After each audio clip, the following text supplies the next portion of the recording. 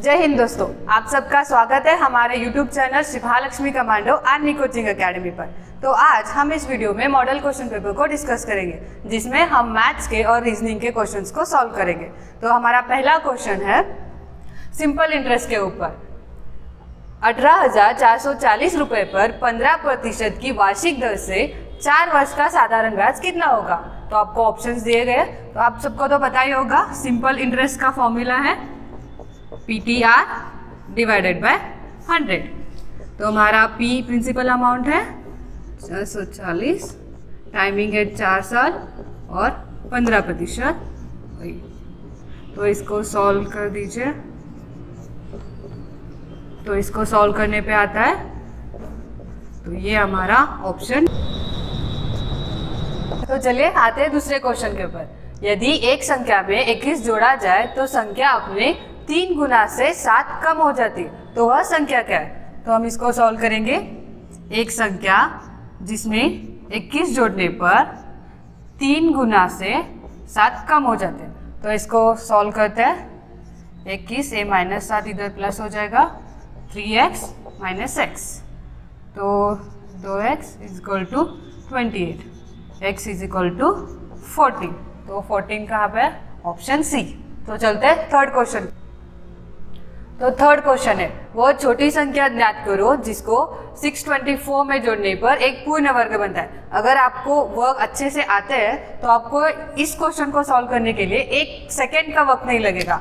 624 देखने के बाद हमारा फर्स्ट ख्याल आता है 1, क्योंकि 624 प्लस 1 करेंगे तो 625 आ जाएगा, जो कि है 25 का स्क्वायर। तो बस यही है इसका आंसर 1।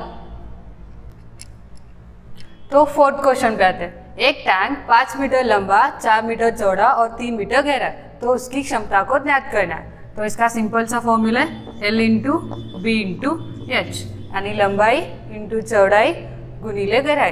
तो इसका 5 इंटू 4 इंटू 3, 60 मीटर पर। और इसका अगर हम इसका होता है 1000 लीटर, यानी 60,000 लीटर। तो ऑप्शन नंबर बी। तो चलते हैं फिफ्थ क्वेश्चन की ओर। एक अंक का 1/3 भाग 64 है, तो उसका आधा कितना होगा? एक अंक यानी x जिसका 1/3 आता है 64, यानी x is equal to 64 into 3, यानी x की कीमत आएगी 192। तो इसका आधा कितना होगा? 192 इंटू 2,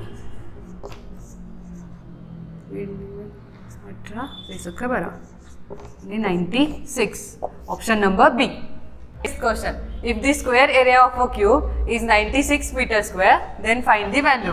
तो इसका फॉर्मूला है 6a square is equal to 96, a square is equal to 96 divided by 6, यानी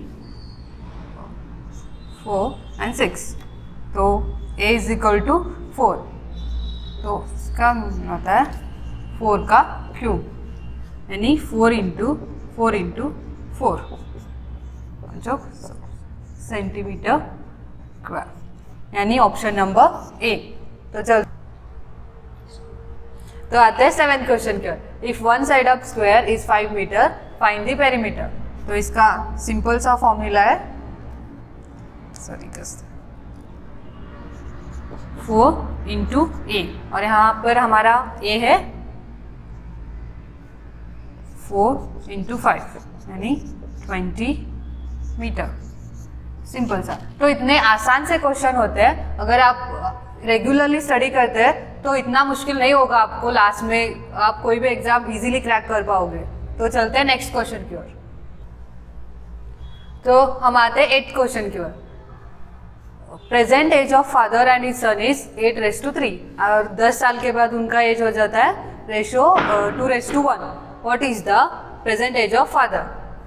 तो प्रेजेंट एज में फादर और ए सन, इनका रेशो है 8:3, और 10 साल बाद इनका रेशो बन जाता है 2:1। तो देखिए यहाँ पे गैप है 5 का और यहाँ पे 1 का, तो हमें पहले इसको इक्वल करना होगा। तो इसके लिए हम इनको इंटू करेंगे। यहाँ पे 5 का गैप है, यहाँ पे 1 का, तो न्यू रेशो बन जाता है इनका 8:8 एंड 3 एंड 10:2 5 जा एंड 1 5 जा 5। तो अभी ये यहाँ पे इक्वल हो गया। यहाँ पे ये डिफरेंस 2 है, यहाँ पे भी डिफरेंस 2 है, यानी 2 की कीमत है हमारी 10, यानी 1 साल की हो गई 5। और हमें किसका एज फाइंड आउट करना है? फादर के वर्तमान का, जो है 8, यानी 5 × 8 = 40 ईयर्स, जिसका आंसर है ऑप्शन सी। बेलन की आधार की त्रिज्या है 6 सेंटीमीटर और 7 सेंटीमीटर। इसका फॉर्मूला होता है πr²h। पाई की कीमत तो पता है आपको, r हमारा है 6 और 7, ये 7 से ये 7 गया × 36, तो इसका आंसर आता है 792 सेंटीमीटर स्क्वायर, यानी ऑप्शन डी। तो चलते हैं 10th क्वेश्चन की ओर। तो 10th question, find the largest number which divides 15, 12 and 30 to leave the same remainder. यानी ऐसी कौन सी संख्या है जिससे भाग करने पर 15, 12 या 30 से भाग करने पर सेम रिमाइंडर बचता है। तो सॉरी गाइस, 15, 12 एंड 30, तो इनका एलसीएम आता है 60। यानी अब ऑप्शंस की ओर आप देख सकते हैं, एक ही ऑप्शन है जो 60 से ऊपर है, तो इन सबको देखने की तो कोई ज़रूरत ही नहीं है, क्योंकि 60 आप देख सकते हैं 62 को अगर हम 15 से डिवाइड करेंगे तो 2 बचेगा, 16 को अगर इसको भी करेंगे तो बचेगा, और 30 से डिवाइड करेंगे तो भी 2 बचेगा। तो यानी सही आंसर है 62। बहुत सिंपल क्वेश्चन है गाइस, बस आपको थोड़ा सा ध्यान देना है, आप इजीली सॉल्व कर सकते हो।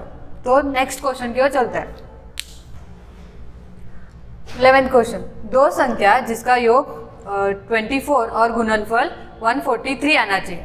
अभी आप देख सकते हो ऑप्शन में सभी का जो सम आता है वो 24 आता है, लेकिन हमें गुणनफल भी 143 चाहिए।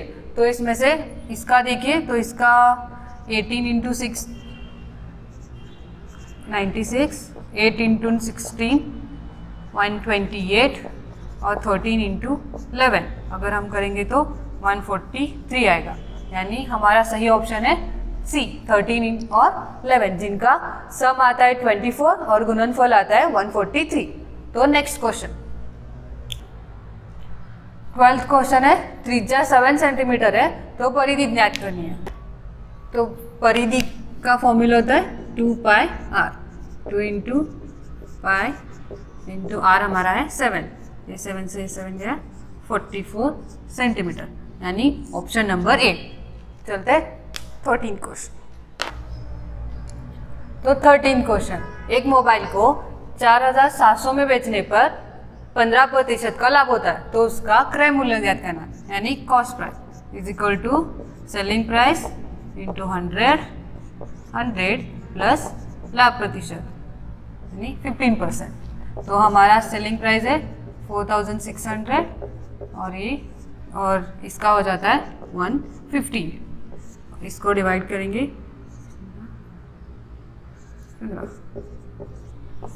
23 2 यानी 4000। तो option number B. Next question, तो आते हैं 14 क्वेश्चन। ए और बी पाइप द्वारा एक टंकी को भरने में 18 और 12 घंटे लगते हैं। यदि हम दोनों पाइप एक साथ खोल जाए तो टंकी को भरने में कितना वक्त लगेगा? 18 और 12। अगर हम इसकी एलसीएम फाइंड करें तो आएगा 36। तो 18 यानी इनकी ए और बी, यानी ए की एफिशिएंसी है 2 और बी की एफिशिएंसी है 3। अगर हम दोनों को साथ में खोलना है, यानी इन दोनों की एफिशिएंसी हो गई 5, यानी 36 डिवाइडेड बाय 5। अगर हम करें तो 5 7 35, तो बचता है 1 और 5, यानी अगर हम ए और बी दोनों को एक साथ खोल दें तो हमारी टंकी 7 घंटे और 715 के घंटे में भर दी जाएगी। नेक्स्ट क्वेश्चन, तो हमारा मैथ्स की लास्ट क्वेश्चन, ए एक काम 20 दिन में पूरा करता है और ए और बी दोनों मिल के 15 दिन में पूरा करता है, तो बी को अकेले को अगर वो काम करना है तो कितना वक्त लगेगा? ए को 20 दिन लगते हैं, ए और बी को 15 दिन लगते हैं, तो हमें बी को अकेले को कितना दिन लगेगा? इनका एलसीएम आएगा 60, यानी ए की एफिशिएंसी हो जाएगी 3 और बी की और ए और बी की एफिशिएंसी हो जाएगी 4। आप देख सकते हैं ए अकेले को अगर वो काम पूरा करता है तो उसको 20 डेज लगते हैं, यानी उसकी एफिशिएंसी 3, और ए और बी की मिलके 4 है, यानी ए की 3 है, तो बी की कितनी होगी? 1, यानी अगर बी अकेले करता है तो उसको 60 दिन लगेंगे, यानी ऑप्शन नंबर सी। ये कितना आसान था। देखो दोस्तों, हमने 15 क्वेश्चन कंप्लीट कर लिए मैथ्स के। बहुत इजी है, इतना टफ नहीं होता है। अगर आप छोटी छोटी बातों को और डेली अगर थोड़ा थोड़ा एक एक टॉपिक अगर आप पूरा करते हैं तो आपको बहुत आसानी से ये क्वेश्चन सॉल्व हो जाएंगे, कोई इतनी डिफिकल्टी नहीं आएगी। तो अब हम चलते हैं रीजनिंग की 5 क्वेश्चन जो आपको सॉल्व करने होते हैं। तो चलिए देखते हैं रीजनिंग के क्वेश्चंस। तो चलिए दोस्तों करते हैं रीजनिंग के क्वेश्चन सॉल्व। तो पहला क्वेश्चन है, देख सकते हैं आप कितना इजी है।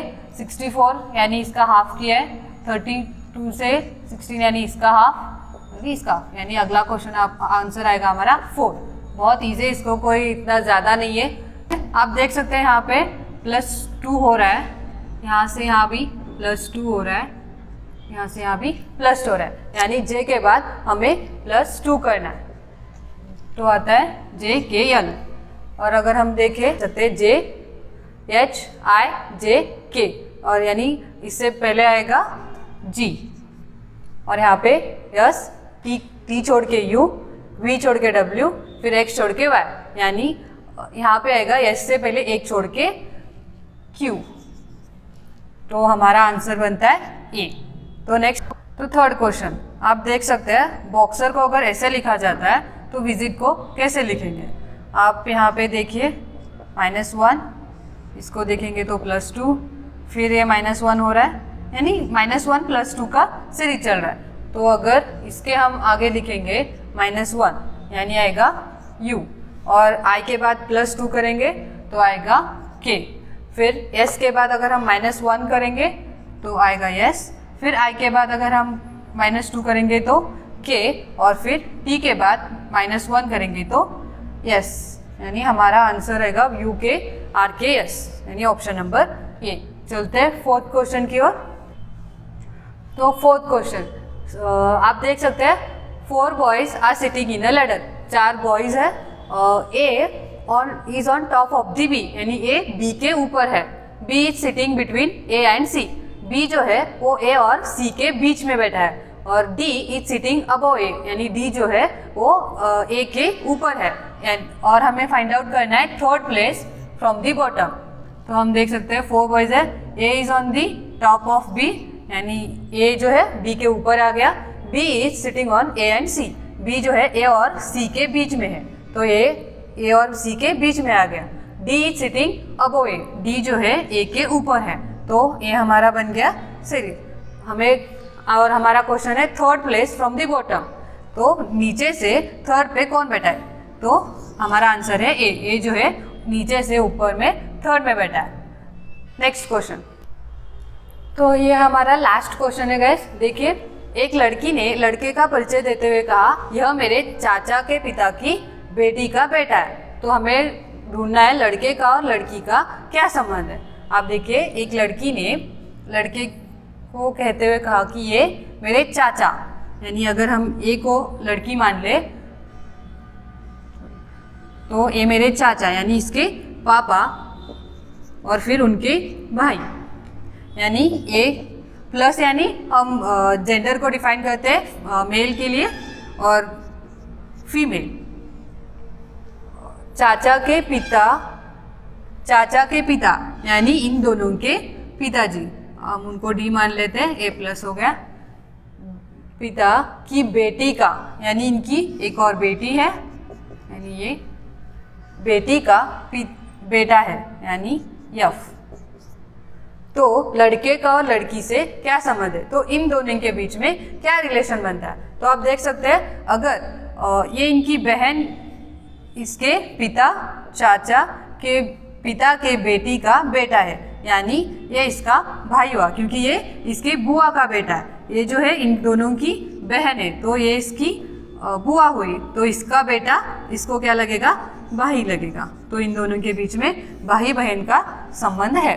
तो गाइज ये थे हमारे रीजनिंग के क्वेश्चंस और मैथ्स के क्वेश्चंस। अगर आपको आपको समझ में आए, आपको अगर अच्छे लगे तो लाइक कीजिए और दोस्तों के साथ शेयर कीजिए। अगर आपको ऐसे और क्वेश्चंस चाहिए तो आप कमेंट्स करके बता सकते हैं, हम कोशिश करेंगे कि हम उसको सॉल्व कर सकें। तो थैंक यू दोस्तों, जय हिंद।